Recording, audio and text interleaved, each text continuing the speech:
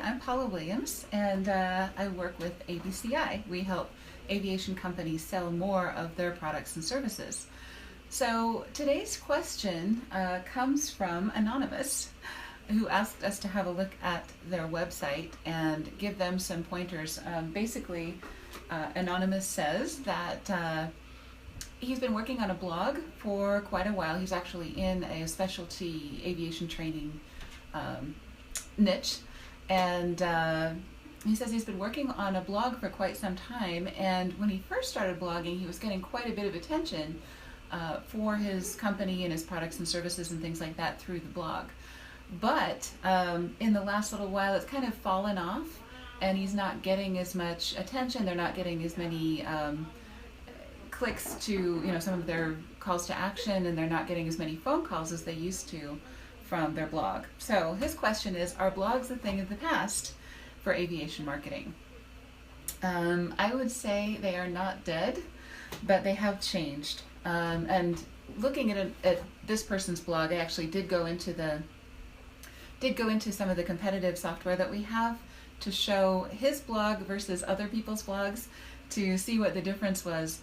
And even though it looked like there had been a little bit of a drop off in the amount of traffic he was getting, he still was getting a lot more than most of his competitors. So having a blog is better than not having a blog.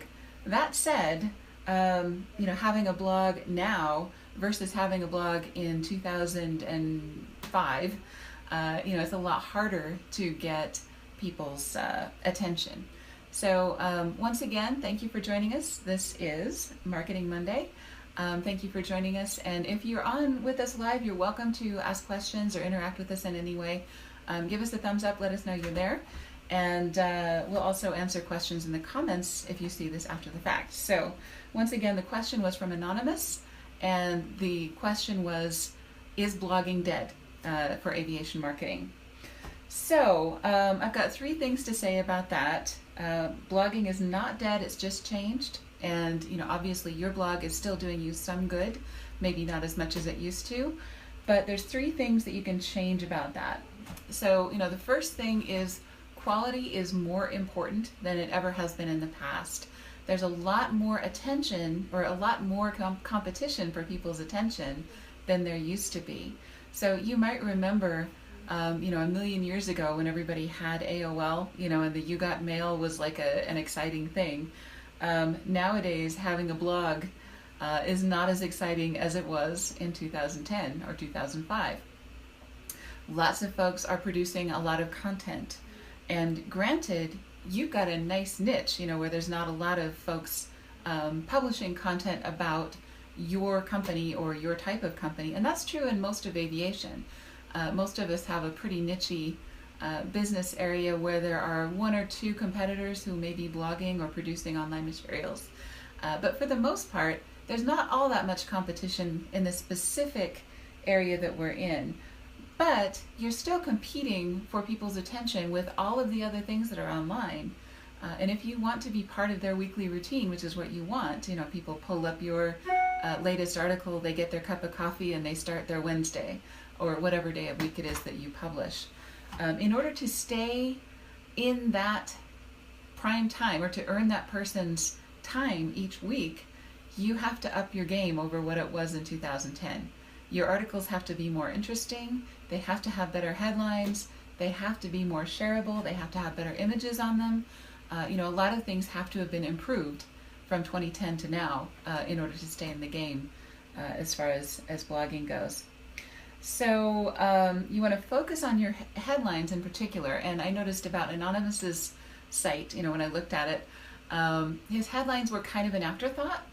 It looked like he was writing really good articles and putting a lot of thought and a lot of information into the articles, which is great. But then the headlines were almost kind of an afterthought. They were kind of boring.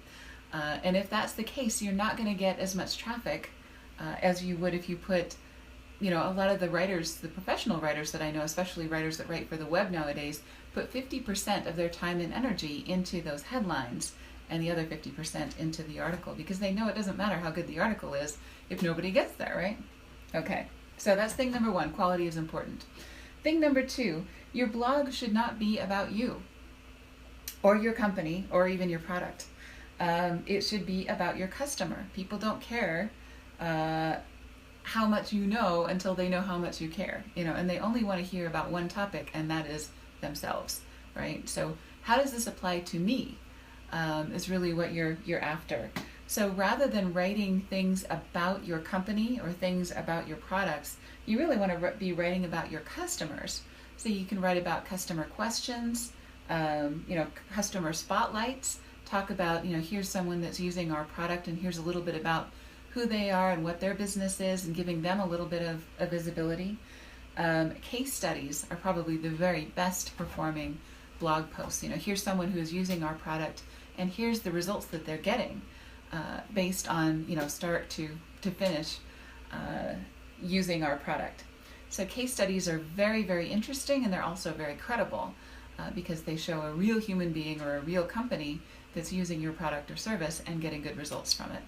So in your aviation specialty company, or your aviation specialty training company, you would want to probably profile some of your students and talk about the successes that they've gotten from that, right? Okay, and then thing number 3 is that promotion is just as important as creation. So, you may be creating content, and that's fantastic. We did a really great book club discussion on this book. This is Content That Converts by Laura Henley. She does a really good job of talking about quality and what you should be writing about and how to write great content. But the last book that we did was The Content Code, which assumes that you have good content. It's kind of table stakes nowadays. Everybody's got really good content. But you have to be able to promote it really, really well. So you're only half done when you've written a great blog article. And you might be thinking, this is really a lot of work. I don't want to go out and read 2 books, and I don't want to put any more work into my blog. Well, that's fine. If this were easy, everybody would be doing it, and everybody would be making tons of sales. So, don't let the difficulty dissuade you. If anything, it's kind of a barrier to entry. So, if you're doing this, your competitors are not likely to follow you down that road if it takes a lot of time and energy to do. Another thing that you can do, of course, is to outsource some of the writing or some of the promotion or both. With our content subscription program, we write great content for aviation companies, and then we also do all the promotion for you. And we either do that by using writers who are well known in the aviation industry, or we'll ghostwrite for you. So, if you are a very busy executive in the aviation industry, and you want to be producing material in your own voice to build your authority, credibility, and expertise, but you just don't have time, that's what we do. So you'd be surprised how many aviation executives who write blogs and articles and other things for the magazines and other things are not really doing all that work themselves. So that's just a secret between us kids, right? Okay, so the number 1 sin in marketing is to be boring, right? So Anonymous, I looked at your website, and I hate to criticize, but you did ask me for some advice, and I think you really do need to focus more on your customer, make those articles more interesting, and not just a dry recitation of your product offerings and what you do and how you do it, and your company's been in business for so many years and so forth and so on. That's not really all that interesting to people. And if you start talking about your customers, the easiest thing is to do a question a week, just like we do here, or customer spotlights, or case studies. Those always go over really well and are much more interesting and a lot less boring, and focus on those headlines as well. So that's some information for you.